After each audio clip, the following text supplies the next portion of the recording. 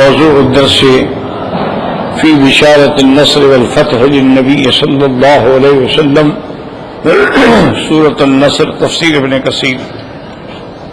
الحمد لله رب العالمين والصلاة والسلام على أشرف الأنبياء وسيد المرسلين سيدنا محمد وعلى آله وأصحابه أجمعين.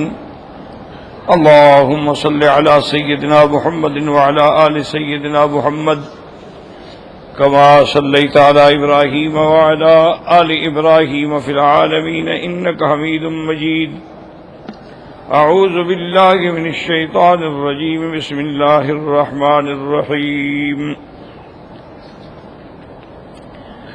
إذا جاء نصر الله والفتح ورأيت الناس يدخلون في دين الله أفواجا فسبح بحمد ربك واستغفره إنه كان توابا. قال المؤلف والمفسر رحمه الله تعالى: أدام النفع بعلومه وعلومكم في الدارين آمين، إلى أن قال: وهذا الذي أنكره مروان على أبي سعيد ليس بمنكر، فقد ثبت من رواية ابن عباس رضي الله تعالى عنهما أن رسول الله صلى الله عليه وسلم قال يوم الفتح: لا هجرة ولكن جهاد ونية، ولكن إذا استنفرتم فانفروا. أخرجه البخاري ومسلم في صحيحيهما. فالذي فسر به بعض الصحابة من جلساء عمر رضي الله عنهم أجمعين من أنه قد أمرنا إذا فتح الله علينا المدائن والحصون أن نحمد الله ونشكره ونسبحه، يعني نصلي له ونستغفره.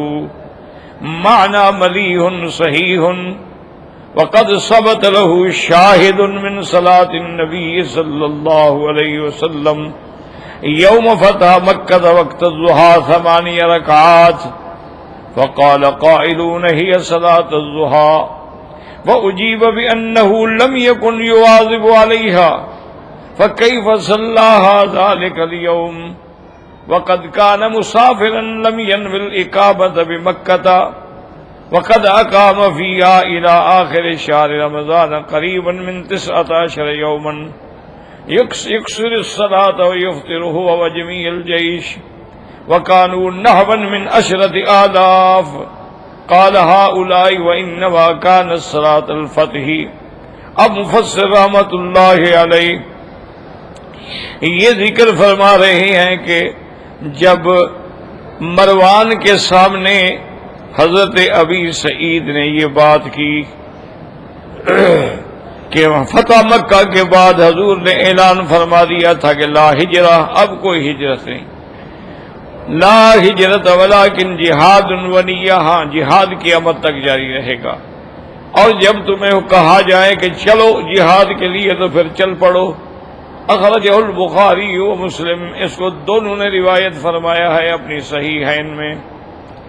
اب جو صحابہ رضوان اللہ علیہم حضرت عمر کے ساتھی تھے، ان کے ساتھ بیٹھنے والے، انہوں نے بھی یہی کہا کہ قد امرنا اذا فتح اللہ علینا، اس صورت میں اللہ تبارک و تعالی نے ہمیں حکم عطا فرمایا ہے کہ جب اللہ کی رحمت سے بڑے بڑے مدائن، بڑے بڑے شہر اور بڑے بڑے قلعے فتح ہوں گے، ان نحمد اللہ، ہم اللہ کا حمد بیان کریں، اللہ کا شکر بیان کریں، اللہ کی تسبیح بیان کریں، یعنی نصلی لہو، ہم نماز پڑھیں اور استغفار کریں۔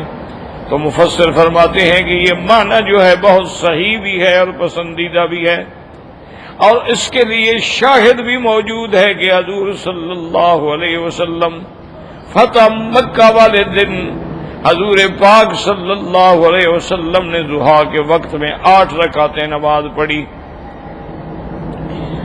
اب مفسر فرماتے ہیں کہ بعض کہتے ہیں کہ یہ صلاۃ الضحیٰ تھی، لیکن جواب دیا گیا کہ اب اگر یہ صلاۃ الضحیٰ ہے تو حضور تو کبھی ہمیشہ نہیں پڑھتے تھے صلاۃ الضحیٰ، اور انہوں نے آج کیوں پڑھی ہے؟ وقد کان مسافرا، حضور صلی اللہ علیہ وسلم مسافر تھے اور آپ نے مکے میں ٹھہرنے کا بھی کوئی ارادہ نہیں فرمایا تھا، حالانکہ اس میں آپ شہر رمضان کے آخر تک رہے، تقریباً 19 دن یہاں گزارے، لیکن نماز قصر پڑھتے رہے اور افطار بھی کرتے رہے، روزہ نہیں رکھا، مسافر تھے۔ اسی طرح جمیع الجیش، اور جتنا آپ کا لشکر تھا انہوں نے بھی یعنی کوئی روزہ نہیں رکھا۔ وَكَانُوا نَحْوًا مِنْ 10,000 قَالَ هَؤُلَاءِ وَإِنَّمَا كَانَتْ صَلَاةُ الْفَتْحِ، کہ یہ جو 8 رکعتیں حضور پاک نے پڑھی ہیں یہ اس فتح کے شکرانے میں تھی۔ تو اب یہ مسئلہ سمجھ لیں کہ اب اسی میں یہ آ گیا کہ حضور صلی اللہ علیہ وسلم جب مکہ میں تشریف لے آئے تو انہوں نے یہاں رہنے کی نیت نہیں کی،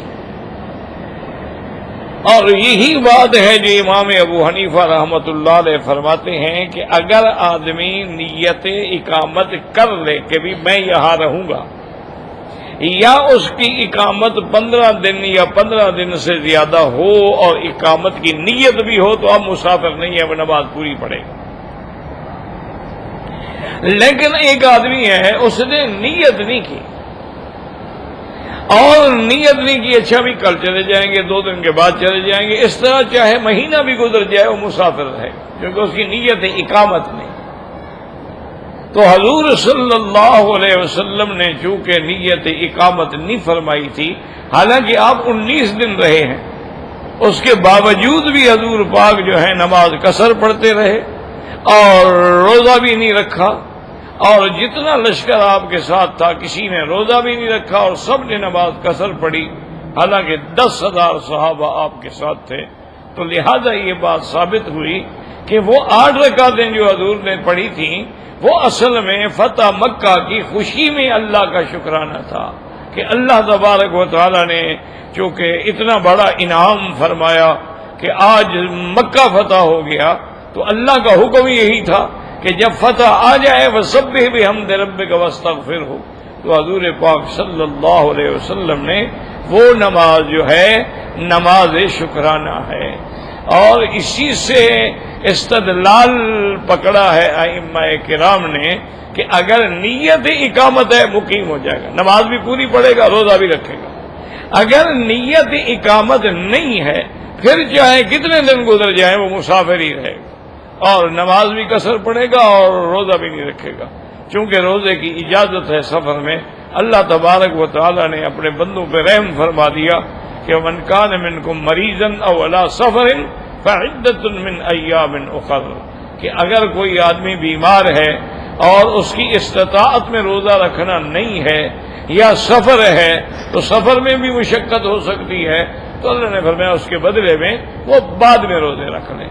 تو اس لیے مفسر فرماتے ہیں کہ اصل میں یہ حکم جو تھا اللہ نے دیا اور آپ کے صحابہ نے بھی یہی سمجھا کہ جب اللہ آپ لوگوں کو فتح نصیب فرمائے، آپ کو کامیابی نصیب فرمائے، تو فوراً اللہ کا شکر کریں، اللہ کی تسبیح، اللہ کی تحمید اور استغفار کریں۔ اور اس کا سب سے جامع طریقہ کیا ہے؟ نماز، چونکہ نماز میں تلاوت بھی آ جائے گی، نماز میں تسبیح بھی آ جائے گی، نماز میں حمد بھی آ جائے گا، نماز میں درود بھی آ جائے گا، نماز میں سلام بھی آ جائے گا، تو نماز ایک جامع ترین عبادت ہے۔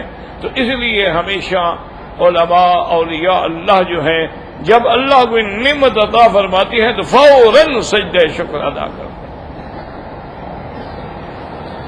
قالوا فيستحب الامير الجيش اذا فتح بلدا ان يصلي فيه اول ما يدخله 8 ركعات، وهكذا فعل سعد بن ابي وقاص يوم فتح المدائن۔ اب مفسر رحمۃ اللہ علیہ فرماتی ہیں کہ جو بھی لشکر کا امیر ہو، کمانڈر ہو، جب اللہ اس کے ہاتھ میں کسی شہر کو فتح فرما دیں، مسلمانوں کی فتح نصیب ہو جائے، اس شہر میں داخل ہونے سے پہلے اس کو چاہیے کہ وہ 8 رکعتیں نماز ادا کرے، اللہ کا شکر ادا کرے۔ اور مسلمان کا تو عقیدہ ہی یہی ہوتا ہے کہ ہمارا تو ایک سبب ہے، فتح دینے والی تو اللہ تبارک و تعالیٰ کی ذات ہے۔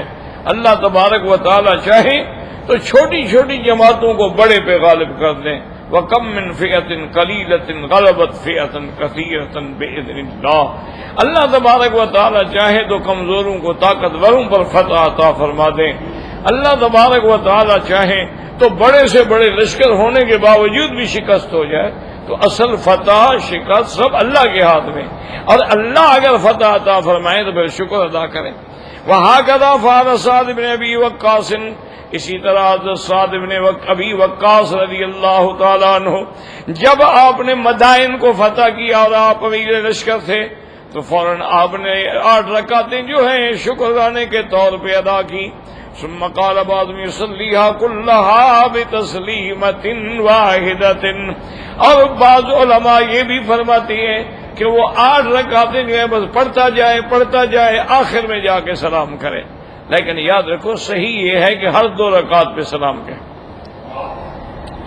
والصحیح انه يسلم من كل ركعتين كما ورد في سنن ابي داود ان رسول الله صلى الله عليه وسلم كان يسلم يوم الفتح من كل ركعتين۔ اب مفسر رحمۃ اللہ علیہ فرماتی ہیں کہ صحیح قول یہ ہے کہ آدمی جب اللہ کے شکرانے کی نماز پڑھے 8 رکعتیں تو ہر 2 رکعت پہ سلام کہے، جیسے کہ سنن ابی داؤد کے اندر روایت موجود ہے کہ حضور پاک صلی اللہ علیہ وسلم فتح مکہ کے دن ہر 2 رکعت پہ سلام پھیرتے تھے۔ وَأَمَّا مَا فَسَّرَ بِهِ ابْنُ عَبَّاسٍ وَعُمَرَ رَضِيَ اللَّهُ تَعَالَى عَنْهُمَا مِنْ أَنَّ هَذِهِ سُورَةٌ عَافِيَةٌ إِلَى رَسُولِ اللَّهِ صَلَّى اللَّهُ عَلَيْهِ وَسَلَّمَ رُوحَهُ الْكَرِيمَةَ وَاعْلَمْ أَنَّكَ إِذَا فَتَحْتَ مَكَّةَ وَهِيَ قَرْيَتُكَ الَّتِي أَخْرَجَتْكَ وَدَخَلَ النَّاسَ فِي دِينِ اللَّهِ أَفْوَاجًا فَقَدْ فَرَغَ شُغْلُنَا بِكَ فِي الدُّنْيَا فَتَهَيَّأْ لِلْقُدُومِ عَلَيْنَا وَالْوُفُودِ إِلَيْنَا فَالْآخِرَةُ خَيْرٌ لَكَ مِنَ الدُّنْيَا وَلَسَوْفَ يُؤْتِيكَ رَبُّكَ فَتَرْضَىٰ وَلِهَٰذَا قَالَ فَسَبِّحْ بِحَمْدِ رَبِّكَ وَاسْتَغْفِرْهُ إِنَّهُ كَانَ تَوَّابًا۔ اب مفسر رحمۃ اللہ علیہ فرماتی ہیں کہ حضرت ابن عباس رضی اللہ تعالی عنہ اور حضرت عمر رضی اللہ تعالی عنہما نے جو فرمایا ہے کہ اس صورت کے اندر حضور کی وفات کا اشارہ ہے، فرماتی ہیں کہ وہ بھی ٹھیک ہے۔ کیوں کہ جب مکہ فتح ہو گیا اور یہ وہ شہر ہے کہ جس سے آپ کو نکالا گیا تھا، اور وَدَخَلَ النَّاسُ فِي دِينِ اللَّهِ أَفْوَاجًا، اور دین کے اندر لوگ فوج جماعتیں داخل ہونے لگے۔ فَقَدْ فَرَغَ شُغْلَنَا بِكَ، اب آپ نے اپنا حق ادا کر دیا، آپ فارغ ہو گئے۔ اللہ نے جو آپ کے ذمے رسالت کے فرائض بھیجے تھے وہ آپ کامیابی کے ساتھ فارغ ہو گئے ہیں، تو اب آپ تیاری کریں ہمارے طرف آنے کی۔ فَالْآخِرَةُ خَيْرٌ لَكَ مِنَ الْأُولَىٰ، اور آپ کے لیے آخرت جو ہے وہ دنیا سے زیادہ بہتر ہے، بلکہ ہر گھڑی بعد میں آنے والی آپ کے لیے بہتر ہے، کیونکہ ہر گھڑی میں آپ کا شان اونچا ہو رہا ہے۔ وَلَسَوْفَ يُؤْتِيكَ رَبُّكَ فَتَرْضَىٰ، اور تیرا رب تجھے اتنی نعمتیں دیں گے کہ آپ راضی ہو جائیں گے۔ اس لیے یاد رکھیں کہ سیدنا علی رضی اللہ تعالی عنہ جب کوفے میں تشریف لے گئے، کوفہ جو ہے یہ مرکز علم بن گیا تھا، ہزاروں صحابہ کوفے میں چلے گئے کیونکہ دارالخلافہ کوفہ بن گیا۔ تو حضرت علی رضی اللہ تعالی عنہ نے فرمایا صحابہ سے کہ بھئی تم لوگ تو سمجھتے ہو کہ اللہ کے قرآن میں سب سے زیادہ امید دلانے والی آیت کی جس پہ بندوں کو امید ہوتی ہے رحمت کی، وہ آیت ہے کہ لا تقنطوا من رحمت اللہ، اس آیت کو۔ لیکن نحن اہل البیت، ہم اہل بیت سمجھتے تھے کہ ارجا آیتن فی کتاب اللہ، اللہ کے قرآن میں سب سے زیادہ رحمت کی امید دلانے والی جو آیت ہے وہ یہ آیت ہے وَلَسَوْفَ يُؤْتِيكَ رَبُّكَ فَتَرْضَىٰ، کہ اللہ نے اپنے حبیب سے وعدہ کر لیا کہ ہم آپ کو اتنا دیں گے کہ آپ کو راضی کر دیں گے۔ تو حضرت علی نے اسی سے مسئلہ نکالا، انہوں نے کہا بَلَن يَرْضَىٰ مُحَمَّدٌ، اور حضور پاک تو راضی نہیں ہوں گے جب تک امت کا ایک آدمی بھی جہنم میں پڑا ہوگا، تو سب کو نکلوائیں گے۔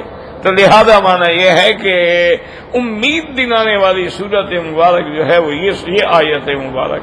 بہرحال اس آیت میں بھی بڑی امید ہے. اور آیت ان اللہ لا یغفر ان یشرک بہ ویغفر ما دون ذلک لمن یشاء، اس میں بھی بڑی رحمت ہے کہ شرک کے ماں سوا جتنے بھی گناہ ہیں اللہ معاف کر دے. اور اسی طرح اس آیت میں بھی بڑی رحمت ہے قل یا عبادی الذین اسرفوا علی انفسہم لا تقنطوا من رحمت اللہ ان اللہ یغفر الذنوب جميعا انہ هو الغفور الرحیم، کہ میرے بندے اگر تم اپنے جان پہ ظلم کر بیٹھے ہو، کوئی گناہ کر بیٹھے ہو، کوئی خطا کر بیٹھے ہو، تو اللہ کی رحمت سے نا امید نہ ہوں. اللہ تبارک و تعالیٰ کے دروازے پہ گر جائیں، توبہ کریں گے تو اللہ سارے گناہ بخشنے والے ہیں. اللہ تبارک و تعالیٰ بخشنے والے بھی ہیں اور مہربان بھی ہیں. تو اس لیے آدمی کو چاہیے کہ جب یہ تو بڑی نعمت ہے نا کہ ملک فتح ہو جائے، لیکن جو بھی نعمت اللہ عطا کرے، اللہ نے کسی کو اولاد دی تو یہ بھی نعمت ہے، اللہ نے رزق میں برکت دے دی یہ بھی تو نعمت ہے، آپ نے سال کے بعد حساب کیا ماشاءاللہ نفع مل گیا یہ بھی تو نعمت ہے، آپ کہیں کام کرنے کے لیے جا رہے تھے نوکری ڈھونڈنے کے لیے مل گئی یہ بھی تو نعمت ہے. تو اس پر اللہ کا شکر ادا کیا جائے.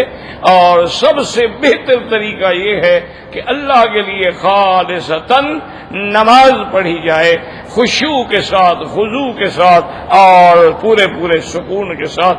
اسی طرح صحابہ فرماتے تھے. قال النسائی اخبرنا عمرو بن منصور قال حدثنا محمد بن محبوب قال حدثنا ابو عوانة هلال بن خباب بن كرمة بن باس قال لما نزلت اذا جاء نصر الله والفتح الى اخر السورة قال نهيت رسول الله صلى الله عليه وسلم نفسه حين انزلت فاخذ في اشد ما كان اجتهادا في امر الاخرة. اب حضرت ابن عباس فرماتے ہیں کہ جب یہ صورت نازل ہوئی تو اس میں حضور کی وفات کی گویا کہ اشارہ تھا، تو اب حضور نے زیادہ سے زیادہ عبادت کی طرف توجہ فرما لی. یعنی بالکل حضور نے بی بی عائشہ فرماتی ہیں کہ بالکل دنیاوی امور سے حضور نے رخ پھیر لیا، بس ہر وقت عبادت ہے، نماز ہے، تسبیح ہے، تحمید ہے، یعنی آخرت کی تیاری کر رہے ہیں. وقال رسول اللہ صلی اللہ علیہ وسلم بعد ذلك جاء الفتح وجاء نصر اللہ وجاء اہل الیمن. حضور نے فرمایا کہ دیکھو اللہ نے فتح بھی نصیب کر دی، اللہ کی طرف سے مدد بھی آ گئی اور اہل یمن بھی آ گئے اسلام میں داخل ہونے کے لیے. وقال رجل یا رسول اللہ ما اہل الیمن، یہ اہل یمن کون ہے؟ قال قوم رقیقۃ قلوبہم لینۃ قلوبہم، کہ ان کے دل بھی نرم ہیں اور لسان بھی نرم ہے. الایمان یمان والحکمت یمانی والفقہ یمان. آپ نے بڑی تعریف فرمائی کہ اہل یمن جو ہیں ان میں ایمان بھی گویا کہ انہی کی طرف سے اور حکمت بھی انہی کو ملی ہے اور دین کی سمجھ بھی انہی کو ملی ہے.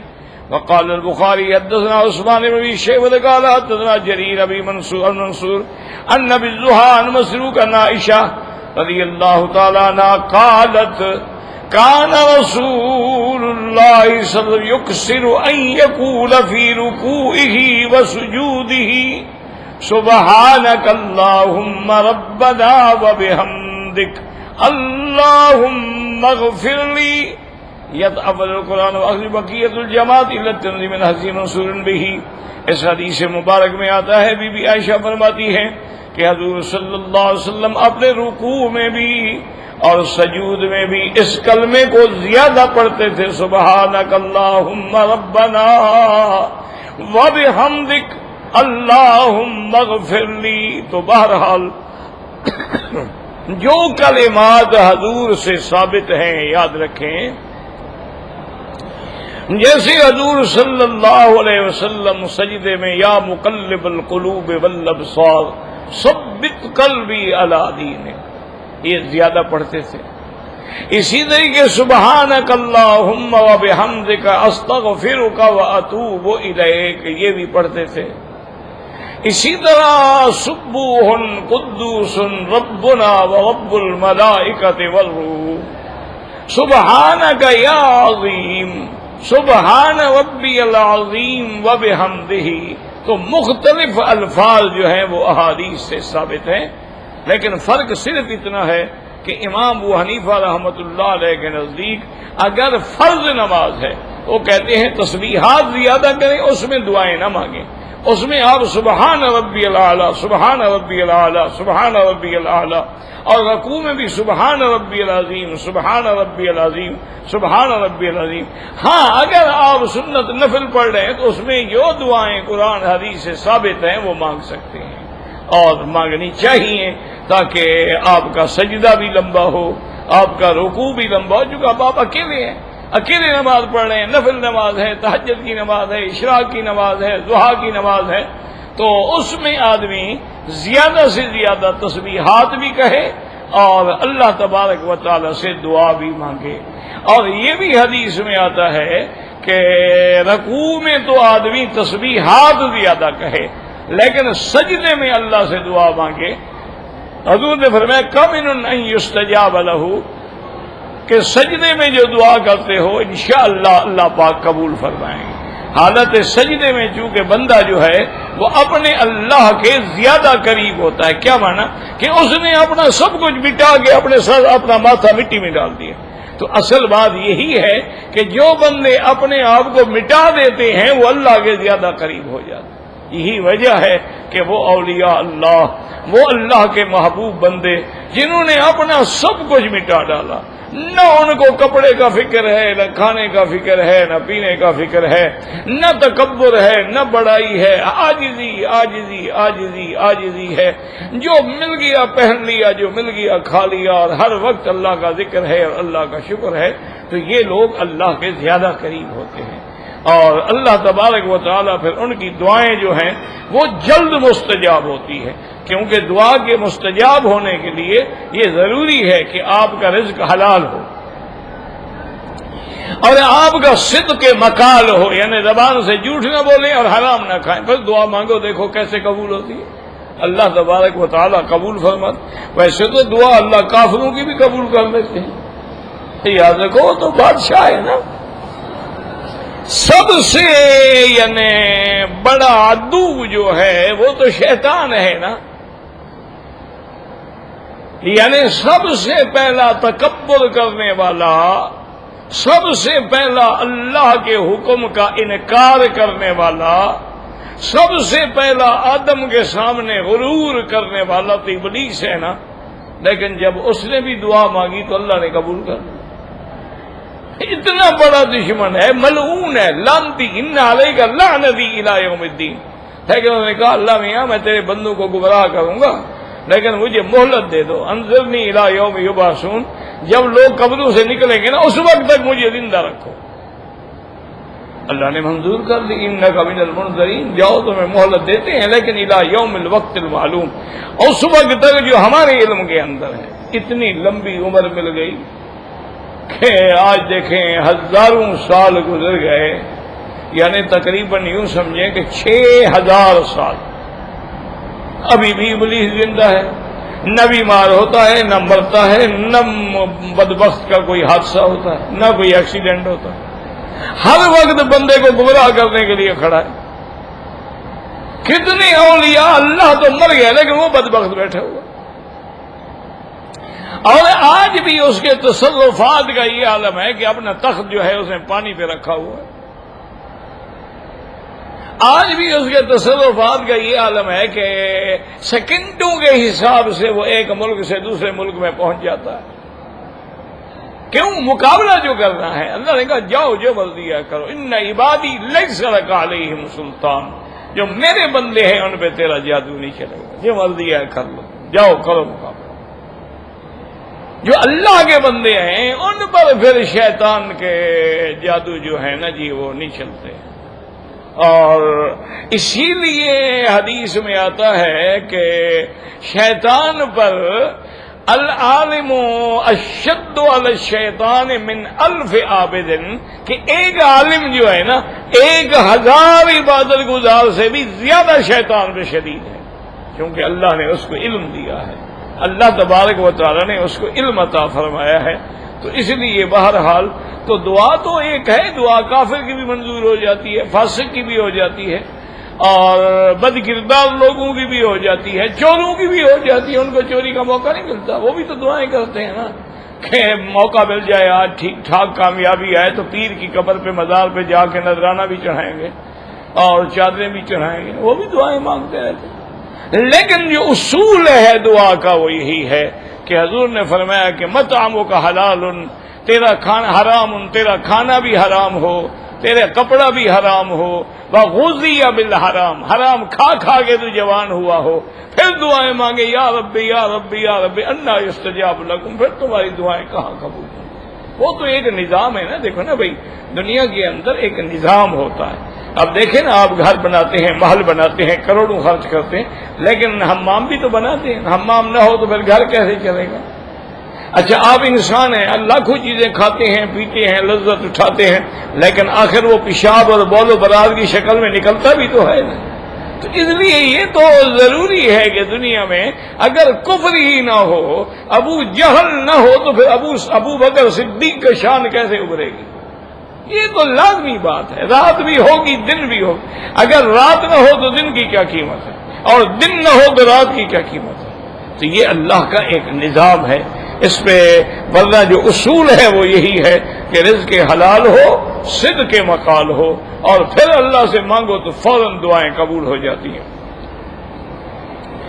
وقال الامام احمد حدثنا محمد بن ابی عدی ان داؤد الشعبی ان مسروق قالت عائشہ رضی اللہ تعالی عنہ کان رسول اللہ صلی اللہ علیہ وسلم یکثر فی آخر امرہ من قولہ سبحان اللہ وبحمدہ استغفر اللہ واتوب الیہ۔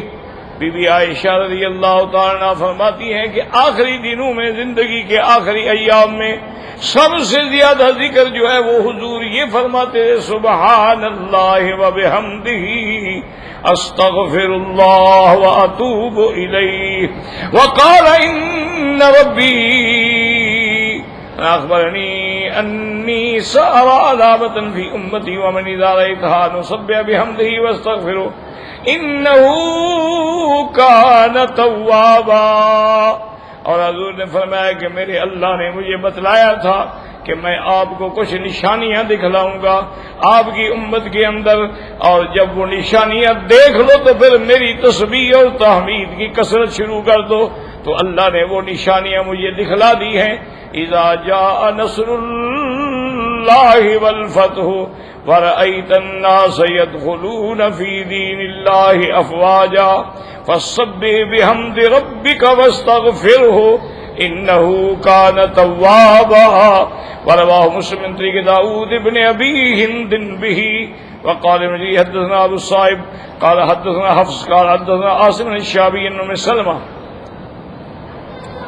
رضي الله تعالى عنها قالت كان رسول الله صلی اللہ علیہ وسلم فی آخر امرہ لا یقوم ولا یقعد ولا یضحک ولا یجی الا قال سبحان اللہ وبحمدہ فقلت یا رسول اللہ رأیتک تکثر من سبحان اللہ وبحمدہ لا تذهب ولا تجی ولا تقوم ولا تقعد الا قلت سبحان اللہ وبحمدہ قال انی امرت بها فقال اذا جاء نصر الله والفتح الى آخر سورة غریب وقد كتبنا حدیث کفارة المجلس من جميع طرقه والفاظه في جزء مفرد فيكتبها هنا۔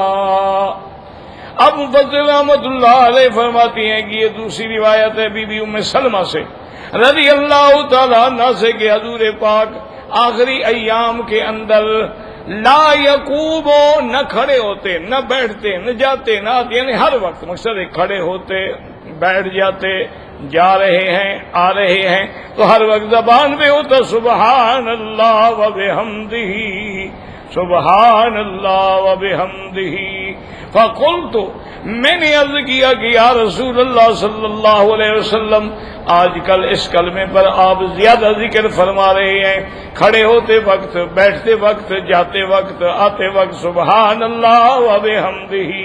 حضور نے فرمایا ام سلمہ، مجھے اللہ نے حکم دیا ہے، یہی اللہ نے مجھے حکم دیا ہے کہ فسبح بحمد ربک واستغفرہ انہ کان توابا۔ اور مفسر رحمۃ اللہ علیہ فرماتی ہیں کہ بہت ساری حدیثیں میں نے بیان کر دی ہیں کہ آدمی جب کسی مجلس میں بیٹھے اور اٹھنے سے پہلے کہہ دے سبحانک اللہم وبحمدک لا الہ الا انت استغفرک واتوب الیک، تو اس مجلس میں جو غلطی ہوگی اللہ معاف فرما دیں گے۔ تو آدمی جب بھی کسی مجلس میں بیٹھے، جب بھی دوستوں کے ساتھ بیٹھے، اٹھنے کے وقت فوراً کہے سبحانک اللہم وبحمدک لا الہ الا انت استغفرک واتوب الیک۔ مفسر فرماتے ہیں وہ میں نے باقاعدہ علیحدہ کتاب میں بھی وہ ساری روایات جمع کر دی ہیں۔ وقال الامام احمد حدثنا وكيع عن اسرائيل عن ابي اسحاق عن ابي عبيدة بن عبد الله قال لما نزلت على رسول الله صلى الله عليه وسلم اذا جاء نصر الله والفتح كان يكثر اذا قراها وركع ان يقول سبحانك اللهم ربنا وبحمدك اللهم اغفر لي انك انت التواب الرحيم۔ اس روایت میں بھی امام احمد نے نقل فرمایا ہے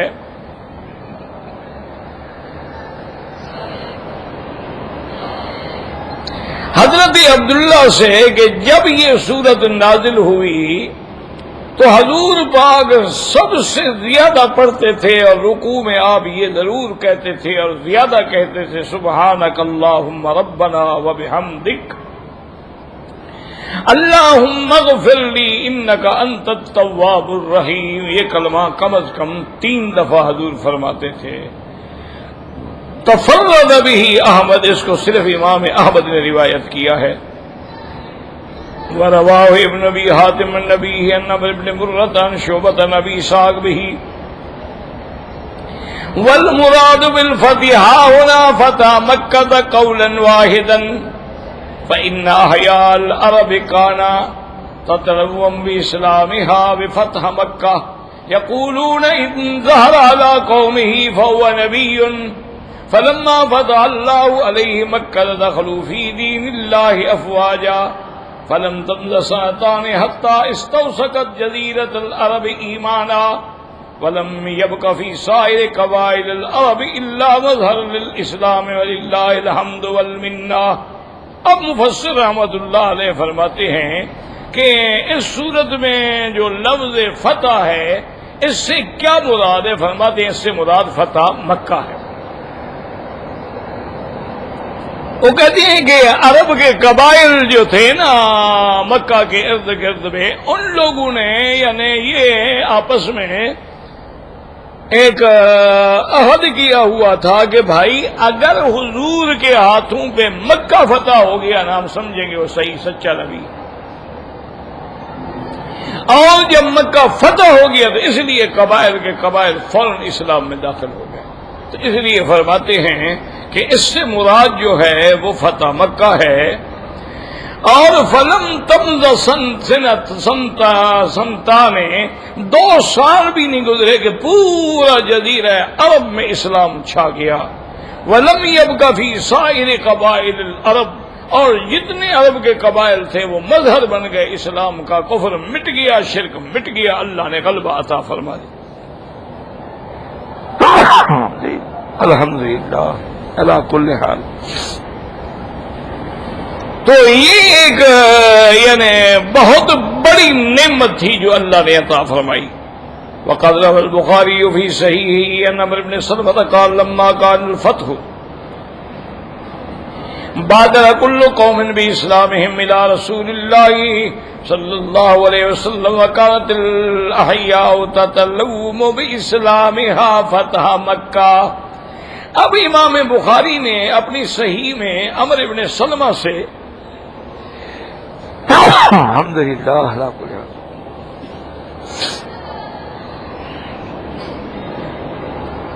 یہ روایت بھی نقل کی ہے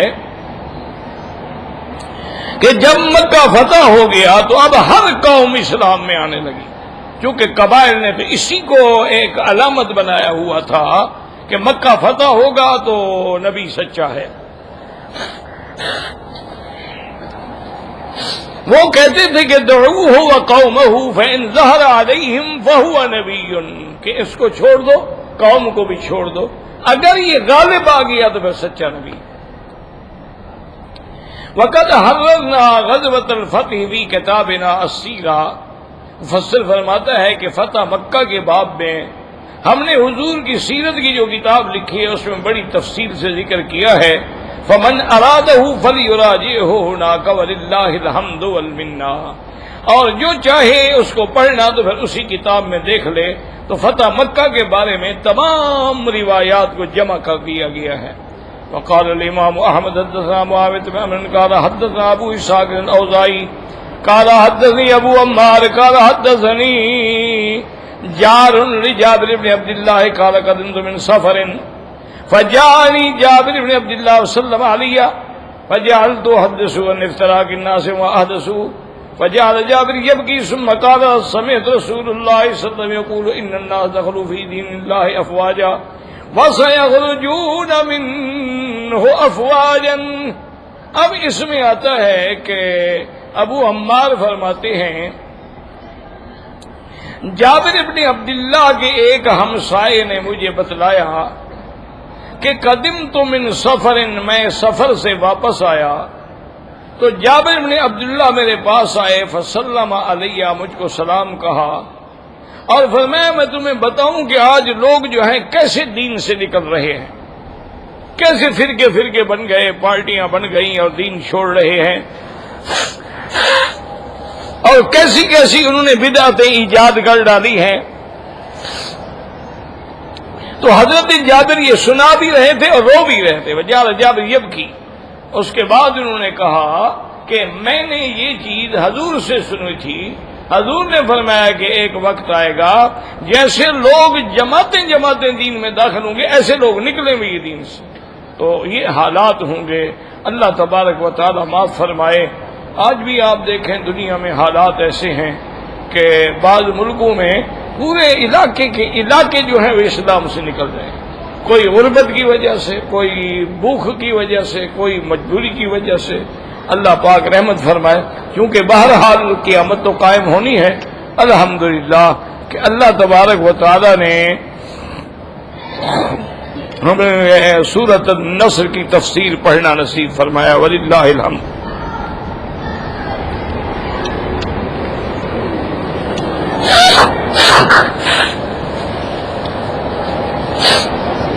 انا للہ و انا الیہ۔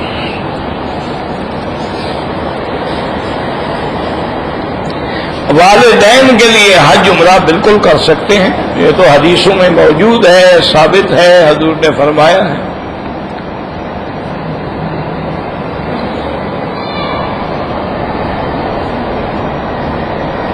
کہتے ہیں جی کہ اپنی بیوی سے شریعت کے مطابق خاوند کتنی مدت دور رہ سکتا ہے؟ حضرت عمر رضی اللہ تعالی عنہ نے تو حکم دیا تھا کہ 6 مہینے سے زیادہ علیحدہ نہ رہیں، تو بہرحال کوشش یہی کریں کہ زیادہ دور نہ رہیں، کیونکہ اس میں بڑے بڑے فتنے پیدا ہوتے ہیں، بڑے بڑے حادثے پیدا ہوتے ہیں۔ عورت اکیلی ہوتی ہے بیچاری، اس کی کوئی حفاظت کرنے والا بھی نہیں ہوتا، اور کبھی تو گھر والے جو ہیں یعنی خاوند کے بھائی جو ہیں وہ نعوذ باللہ ڈاکے مارتے ہیں۔ تو اس لیے احتیاط اسی میں ہے کہ آدمی اپنی بیویوں سے دور نہ رہے، اگر مجبوری ہے، نوکری کر رہا ہے تو پھر ان کا باقاعدہ یعنی فول پروف انتظام کرنے کے بعد نکلے، اس کو محفوظ مقام پہ بٹھائے جہاں اس کی عزت پہ خطرہ نہ ہو۔ اور یہ بھی طریقہ ہے کہ وہ آدمی بیوی کو عمرے پہ یا وزٹ ویزے پہ منگوا لے، اور کبھی سال میں خود وزٹ ویزے پہ چلا جائے، چھٹی چلا جائے، تو انشاءاللہ معاملہ چلتا رہے گا۔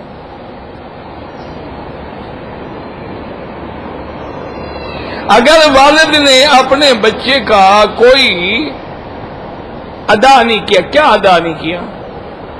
جب بڑا ہوگا تو والد کا حق ہے، بالکل حق ہے، یعنی عقیقہ نہیں کیا، نہیں کیا تو نہیں کیا، سنت ہے، کرتا ثواب ہے، نہیں کیا تو نہیں کیا۔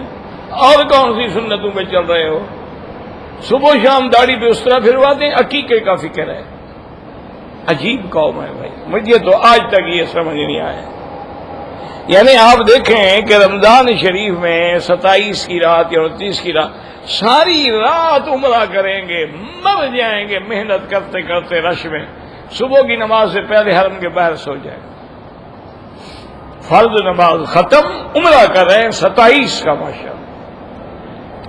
15 شعبان کی رات میں عمرہ کرنا ہے، نماز نہیں پڑھتے، اس کا کوئی فائدہ بھی نہیں۔ یاد رکھیں، سب سے پہلے اللہ کے فرائض پورے کریں، فرائض کے بعد واجبات، واجبات کے بعد سنن، پھر نفل کا مقام آتا ہے۔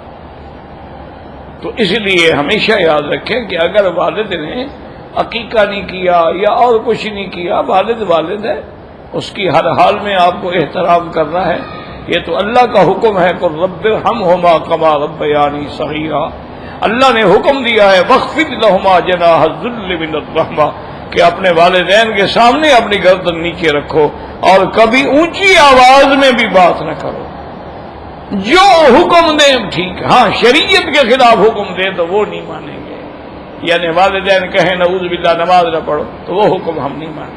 لا طاعۃ لمخلوق فی معصیۃ الخالق۔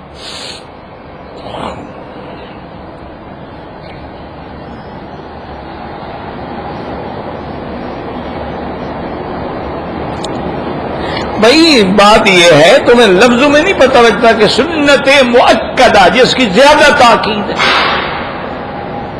غیر مؤکدہ جو کبھی پڑھی کبھی نہیں پڑھی۔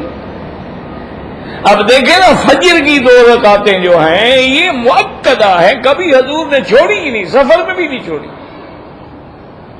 اور عصر سے پہلے کبھی پڑھی کبھی نہیں پڑھی، تو لہذا وہ سنت تو ہے لیکن مؤکدہ نہیں ہوگی۔ مغرب کے بعد کی جو 2 سنتیں ہیں وہ مؤکدہ ہیں، کبھی بھی نہیں چھوڑی، لیکن عشاء سے پہلے جو سنتیں ہیں سنت ہے لیکن مؤکدہ نہیں ہے۔ بعد میں 2 سنتیں جو ہے وہ مؤکدہ ہے۔ مؤکدہ کا معنی جس پر تاکید زیادہ ہو، جو آپ نے کبھی نہ چھوڑا ہو۔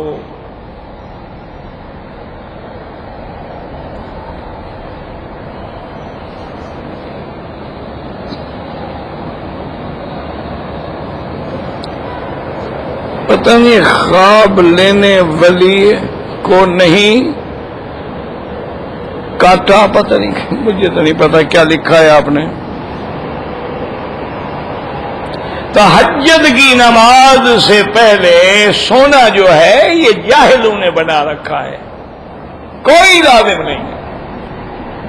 ابھی آپ نے عشاء کی نماز پڑھی ہے، آپ نے 2 سنتیں بھی پڑھی، وتر بھی پڑھے، اس کے بعد جتنی نفل پڑھتے جاؤ گے یہ تہجد ہے۔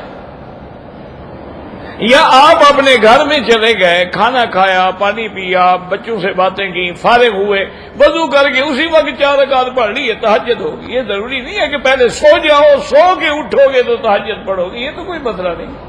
ایک آدمی کی ڈیوٹی ہے، سارے رات اسے ڈیوٹی کرنی، یعنی وہ سوئے گا نہیں تو کیا تہجد بھی نہ پڑھے، نماز ہی نہ پڑھے، کیوں سویا تو نہیں بیچارہ؟ یہ لوگوں نے خود بنا رکھا ہے۔ وہ معنی ہوتا ہے کہ سونے کے وقت کو چھوڑ کے نماز ادا کرنا، کہ عشاء کے بعد ہمیں حکم ہے کہ جلدی سو جاؤ۔ حضور نے فرمایا کہ عشاء کے بعد بے فائدہ کلام نہ کرو۔ ہاں طالب العلم ہے، مطالعہ کر رہا ہے، وہ کر سکتا ہے، میاں بیوی آپس میں بات کر رہے ہیں، وہ کر سکتے ہیں، ورنہ فضول باتیں نہ کرو، جلدی سو جاؤ تاکہ جلدی اٹھ سکو۔ اور آخری وقت رات کا جو ہے سدس الاخیر جو ہے اس میں تہجد کا اور دعا کا زیادہ ثواب ہے۔ باقی تہجد پڑھ سونے سے پہلے پڑھ، آپ کو پتہ ہے میں نہیں اٹھ سکوں گا، پہلے پڑھ کے سو جاؤ۔ آپ کو پتہ ہے میں نہیں اٹھ سکوں گا، وتر بھی پہلے پڑھ لیں۔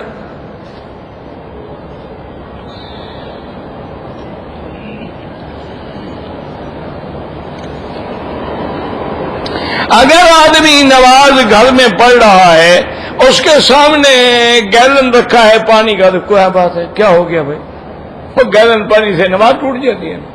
اس کا مطلب تو یہ ہوا پھر دریا پہ آدمی نماز ہی نہ پڑے، آگے دریا بہ رہا ہے، آگے نہر بہ رہی ہے. پتہ نہیں کیسے مسئلے گھڑتے رہتے ہیں گھر میں بیٹھ کے. انا للہ و انا الیہ راجعون.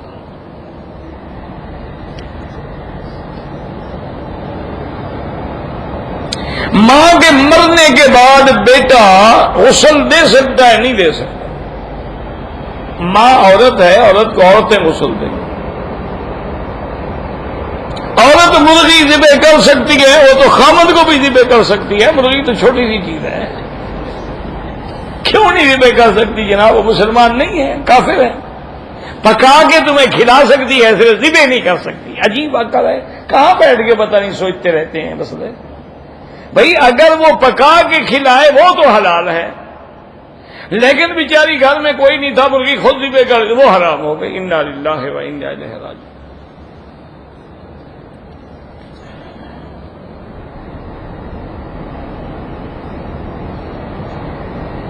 میں فجر کی نماز پڑھنے گیا، پیشاب زور سے آیا تھا، کچھ قطرے کپڑے پر لگ گئے، میں نے وہ جگہ دھو لی. ٹھیک ہے، پاک ہو گئی، نماز ہو گئی. جب دھو لی تو پاک ہو گئی.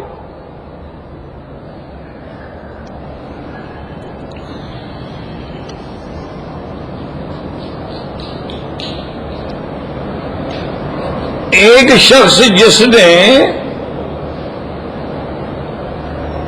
کورٹ میرج کیا ہے، کورٹ میرج نہیں ہوتی جناب جب تک کہ لڑکی کی طرف سے اس کا ولی نہ ہو.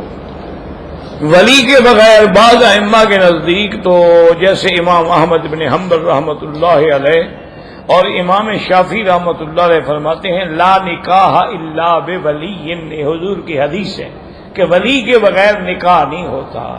ولی کا معنی ہے کہ باپ ہے، باپ نہیں ہے ٹھیک ہے، پھر اس کا چاچا ہے، خالو ہے اور ہیں. تو وہ تو فرماتے ہیں کہ اگر وہ کر بھی لے تو گویا نکاح نہیں ہوگا، وہ زنا ہوگا. لیکن بعض ائمہ کرام فرماتے ہیں کہ نکاح تو ہو جائے گا، وہ زنا کی حد سے تو بچ جائے گا، لیکن گنہگار ہے کہ انہوں نے حضور کی حدیث کی نافرمانی کی ہے. اور ہماری کورٹیں میرا بھائی وہ تو انگریزی قانون پہ چلتی ہیں نا، وہ تو ساری تکمیل جو ہے وہ لارڈ مکالے کے قانون پہ ہوگی، اسلام پر تو نہیں ہوگی نا. ہاں اگر کورٹ اسلام کی ہے اور ایک لڑکی کی عمر زیادہ ہو رہی ہے، ماں باپ شادی نہیں کرتے اور وہ لڑکی جا کے قاضی کو درخواست دیتے تو قاضی خود ولی بن کے نکاح کر دے گا، وہ ہو جاتا ہے.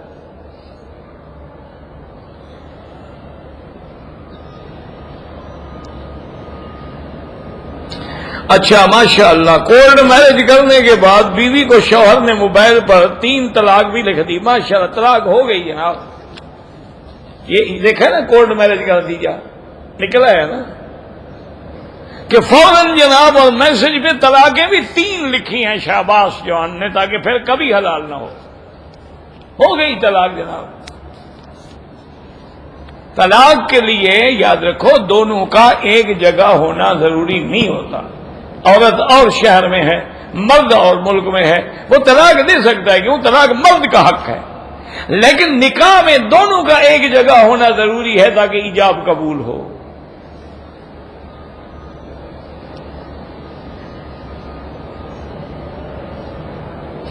اگر آدمی نے 4 رکعت کے بجائے 3 رکعت پڑھی ہے، یاد آ گیا درود پڑھ کے یاد آ گیا تو رکعت پڑھ لے، سیدھا صاف کر لے بس. عزیزوں اقارب جو ہمارے زندہ ہیں ان کے لیے کوئی طواف نہیں ہوتا، آپ اپنے لیے کرو، ان کے لیے دعا کرو. وہی ہے کہ 5 رکعت پڑھنی، پتہ چل گیا سیدھا صاف کر لو. مسجد حرام کے باہر جو صحن ہے وہ بھی مسجد الحرام ہے، سارا مکہ مسجد الحرام ہے، لیکن جو نماز کا ثواب اندر ملے گا، کعبے کے قریب ملے گا، کعبے کو دیکھتے ہوئے ملے گا، صفیں ملی ہوئی ہیں، اس کا کیا مقابلہ ہے؟ یہ تو جان چھڑانے والی بات ہے نا. باہر کھڑے ہو گیا تھا کہ سلام پھرے اور حضرت بھاگے. چونکہ حضور نے فرمایا کہ مومن جب مسجد میں آتا ہے اس کی کیفیت ایسے ہوتی ہے جیسے مچھلی پانی میں آ جائے، خوش ہو جاتی ہے۔ اور منافق جب مسجد میں آتا ہے اس کی کیفیت یہ ہوتی ہے گویا پنجرے کے اندر بند بیٹھا ہے، بس سلام پھرے اور یہ اڑے اور بھاگے۔ تو اب آپ خود اندازہ لگا لیں، نماز اندر آئیں، اچھا دیکھیں کہ سارا حرم اندر خالی ہوگا، یہ باہر سین میں بیٹھ جائیں گے۔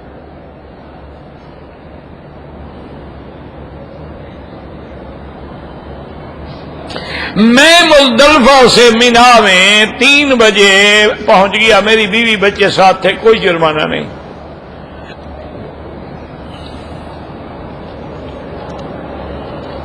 اللہم مجبرنی، میں نہیں پتا آپ نے کیا لکھا ہے، پڑھا ہی نہیں جاتا تو بتائے کیا آدمی۔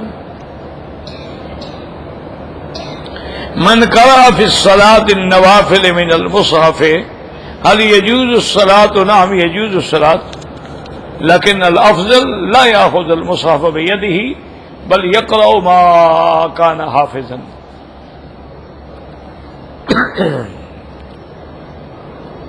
حضور پاک تہجد مبارک جو ہے زیادہ تر رات کے آخری حصے میں پڑھتے تھے، اور کبھی یہ بھی ہوتا تھا کہ سو گئے، جب نیند کھلی اٹھ کے 4 رکعت پڑھ لی، پھر سو گئے، پھر نیند کو پھر اٹھ کے پڑھ لی، یوں بھی پڑھتے تھے۔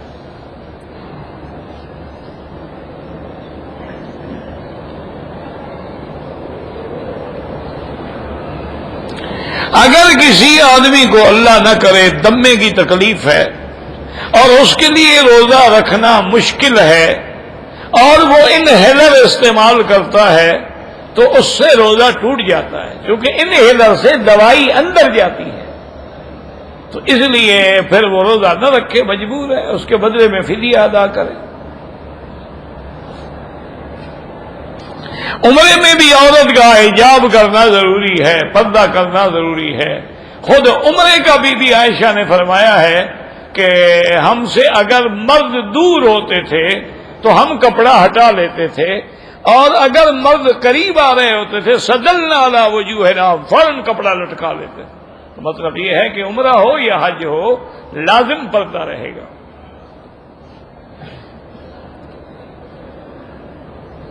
فرض نماز میں آگے جگہ خالی ہے، نماز تو ہو جائے گی لیکن آپ گنہگار ہیں، جس کے آگے خالی ہے وہ فوراً پر کرے، اس کے پیچھے والا اس کی جگہ پر کرے، تاکہ صفیں جو ہے وہ مکمل ہو جائیں، ان کے اندر کوئی خلیق یعنی کمی نہ رہے اور کوئی جگہ خالی نہ رہے۔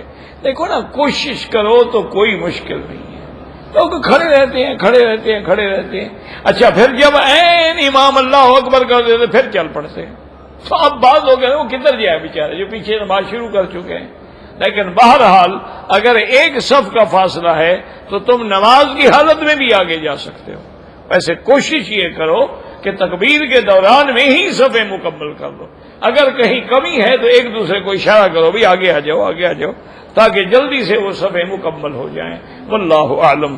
ربنا تقبل منا انك انت السميع العليم وتب علينا انك انت التواب الرحيم يا حي يا قيوم يا ذا الجلال والاكرام يا ذا الجلال والاكرام يا ذا الجلال والاكرام۔ اللهم فرج هم المهمومين، نفس كرب المكروبين، واقض الدين عن المدينين، واشفنا واشف مرضانا ومرضى المسلمين، واشفنا واشف مرضانا ومرضى المسلمين، واشفنا واشف مرضانا ومرضى المسلمين۔ اللهم استرنا بسترك الجميل، اللهم استرنا بسترك الجميل، اللهم استرنا بسترك الجميل۔ اللهم إنك عفو كريم عظيم تحب العفو فاعف عنا۔ اللهم إنا نسألك العفو والعافية، اللهم إنا نسألك العفو والعافية والمعافاة الدائمة في الدين والدنيا والآخرة۔ اللهم إنا نسألك العفو والعافية ودوام العافية وتمام العافية والشكر على العافية۔ اللهم انصر الإسلام والمسلمين، اللهم احفظ سائر بلاد المسلمين وهذا البلد الأمين، فاجعلها آمنا مطمئنا سخاء رخاء إلى يوم الدين برحمتك يا أرحم الراحمين۔ صلى الله تعالى على خير خلقه سيدنا محمد وعلى آله وأصحابه أجمعين۔ اللهم صل على سيدنا محمد وعلى آل سيدنا محمد كما صليت على إبراهيم وعلى آل إبراهيم في العالمين